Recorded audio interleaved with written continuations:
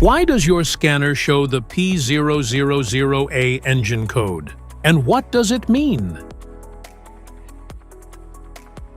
The P000A stands for A. Camshaft position slow response bank 1. The P000A engine error code indicates that the camshaft is taking longer than normal to open and close the intake valves on bank 1 of the engine's cylinder.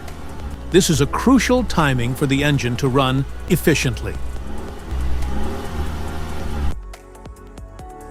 What causes this imbalance? Here are the most common culprits. This error can be caused by these possible faults in your vehicle. Faulty sensor, VVT issues, timing chain, wiring or PCM, engine timing.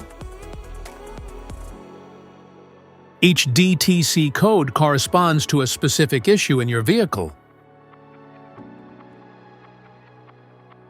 This error occurs in OBD2-equipped vehicles, especially those manufactured since 1996. It can occur in vehicles with variable valves or cam timing such as Subaru, Dodge, and Volkswagen.